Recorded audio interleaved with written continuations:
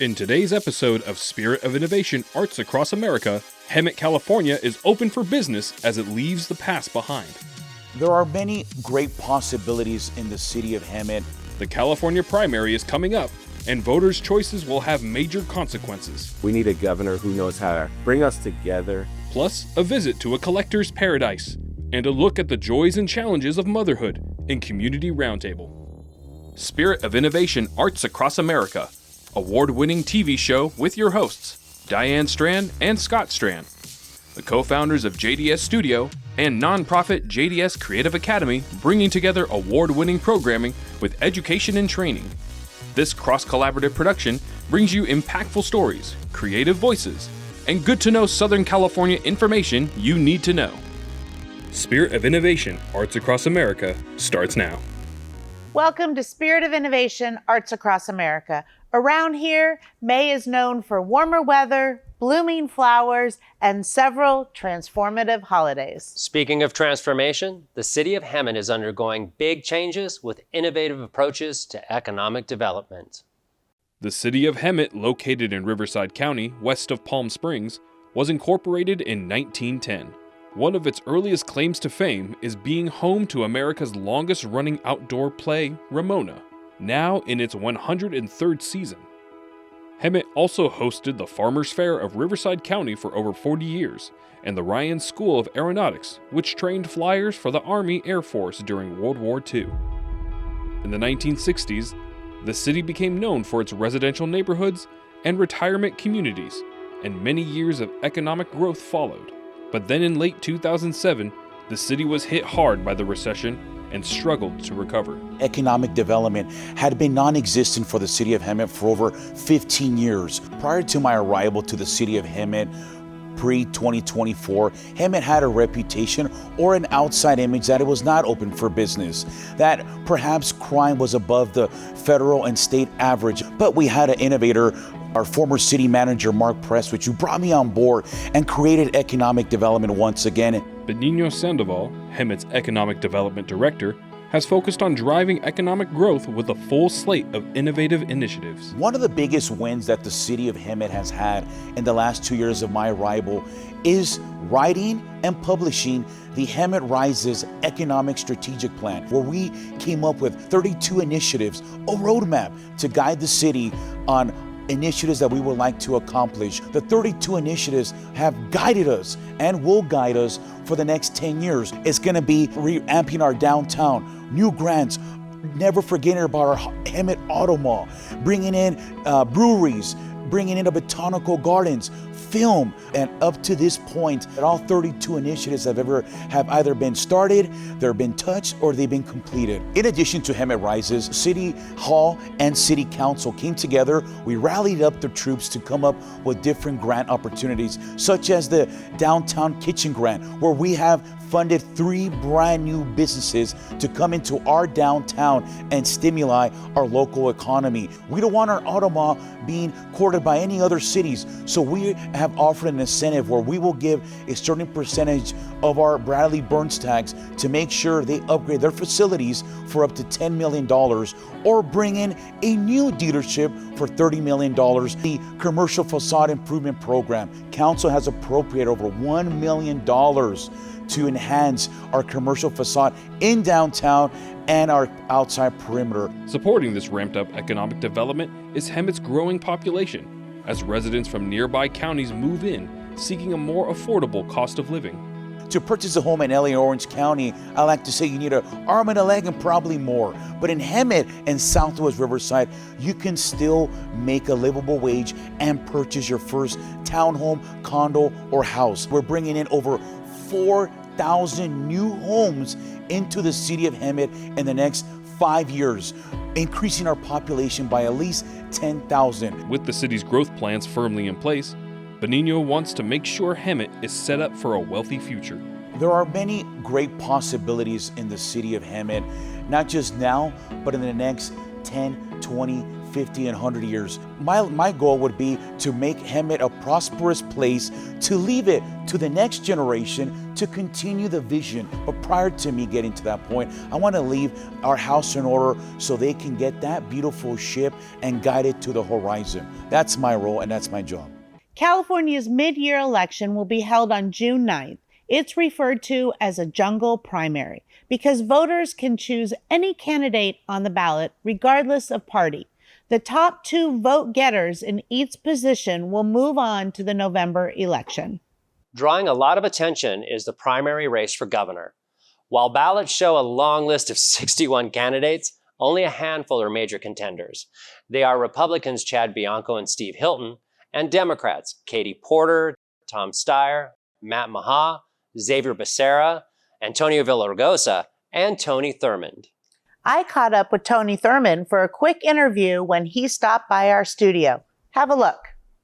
Gubernatorial candidate Tony Thurmond currently holds the state office of Superintendent of Public Instruction. He appeared as a surprise speaker at JDS Creative Academy's DigiFest Festival. After his presentation, we continued to chat about the future of the governor's role in California. It's a big state. We're 40 million people.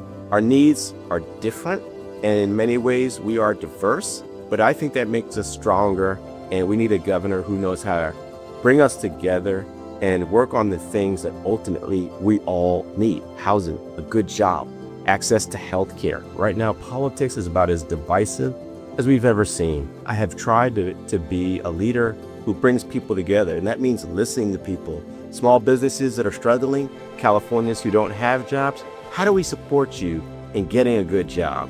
As the only candidate currently holding a state position, Tony says no matter what happens with the election, he will continue to serve the people of California. I consider it an honor to be in a position to serve. But I come from a family of very humble beginnings, and being raised in a household where we didn't have food, oftentimes using public assistance. Those programs helped my family overcome poverty, and those experiences have stayed with me to make me want to continue helping the people of the state. I've never wanted to do anything but help people.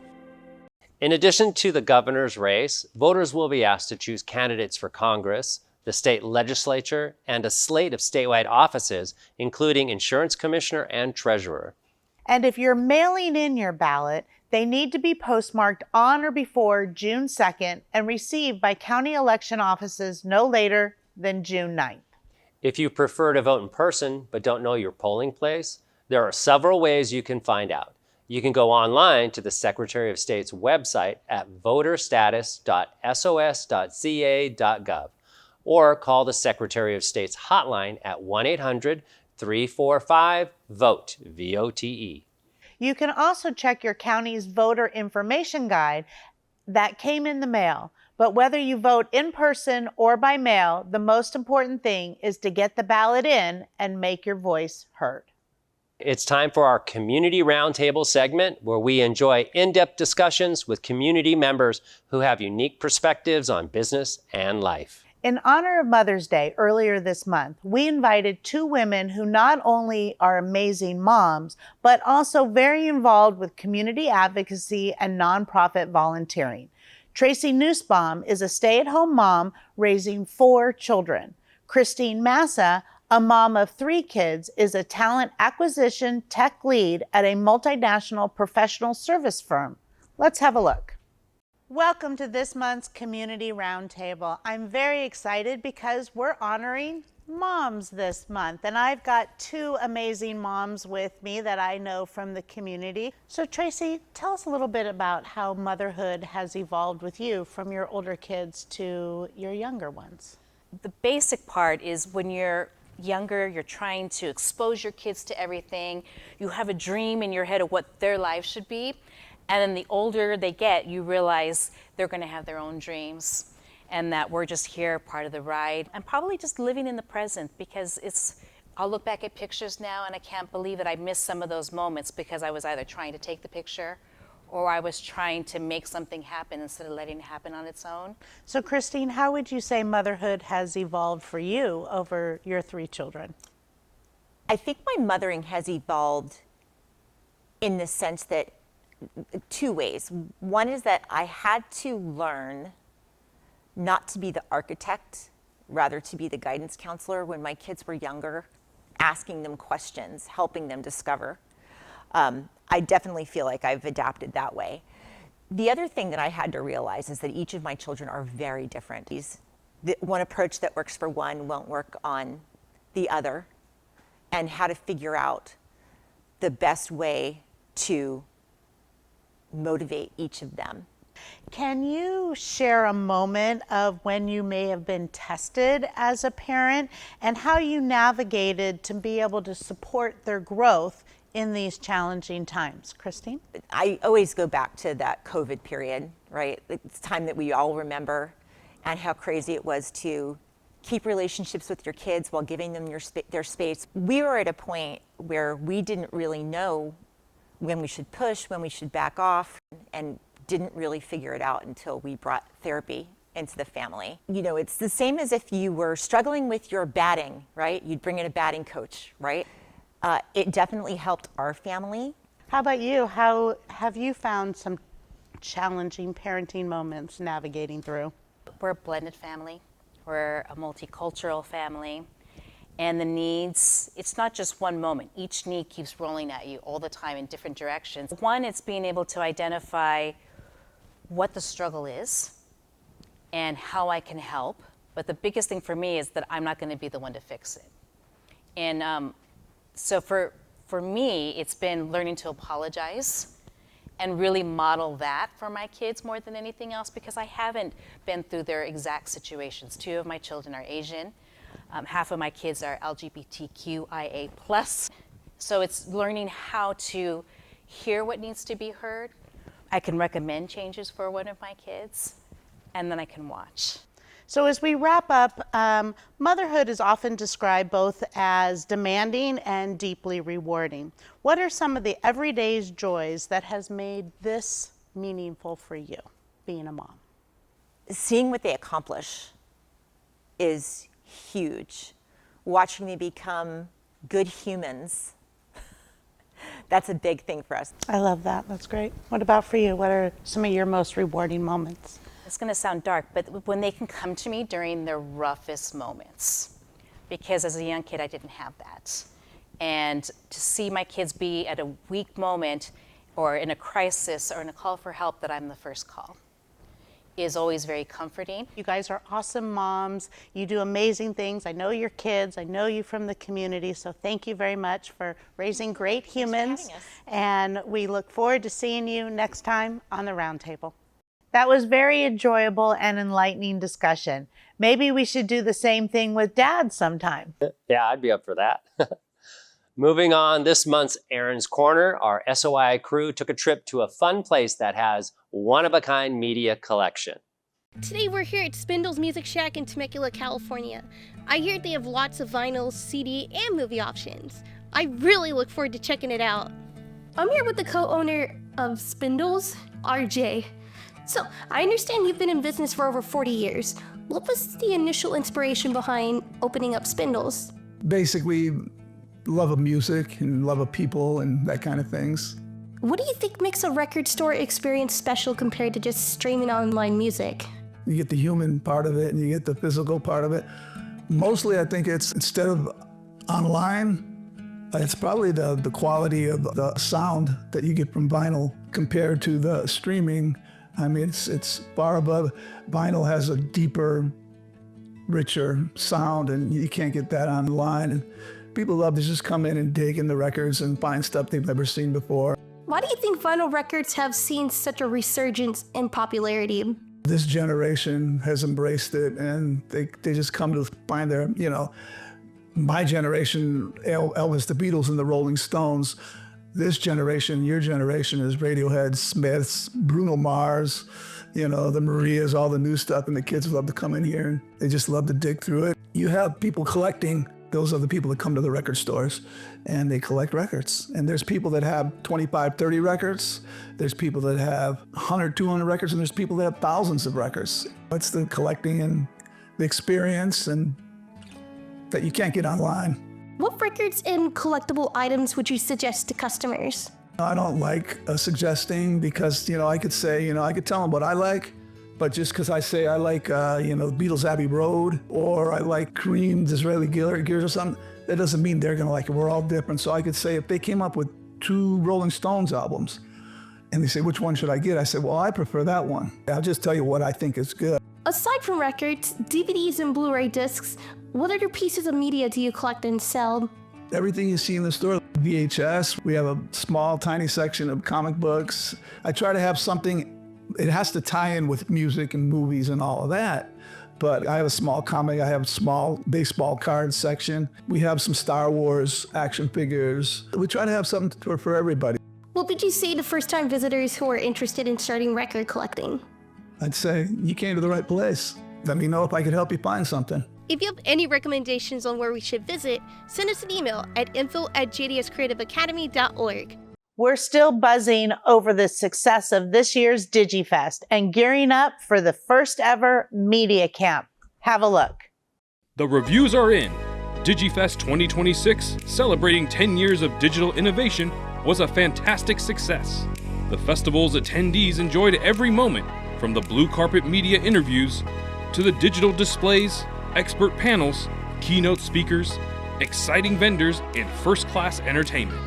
Plus, a special screening of the top film and video submissions entertained the crowd, and votes for favorite competition entries to win People's Choice poured in.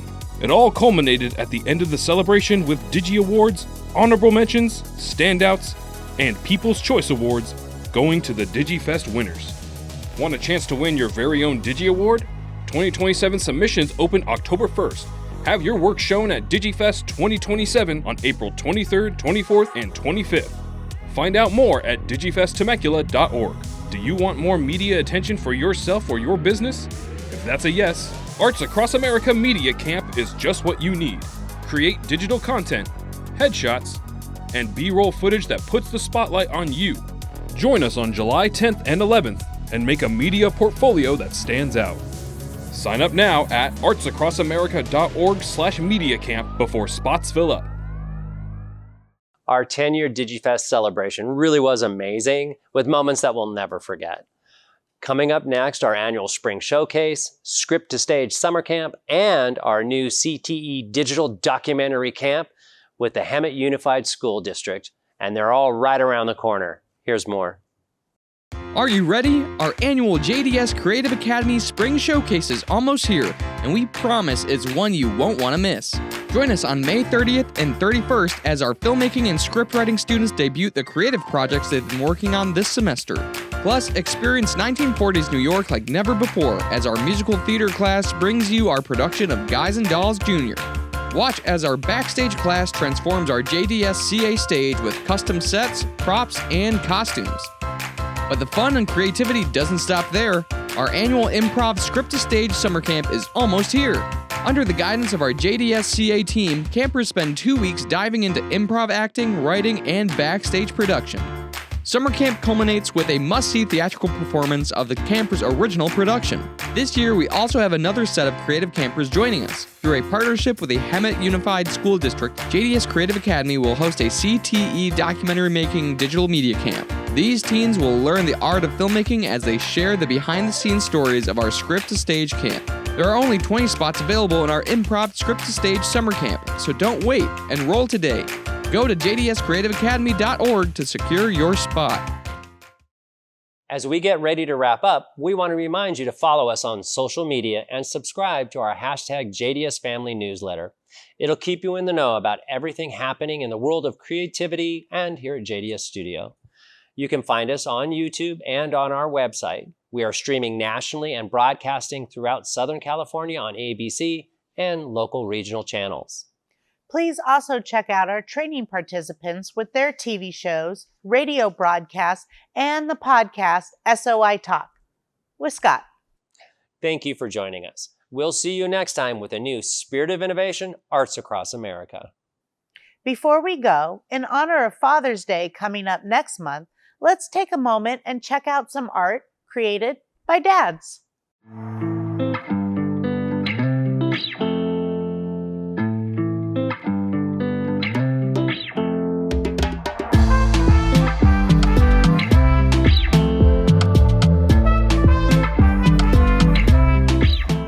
Well, that's it for this episode.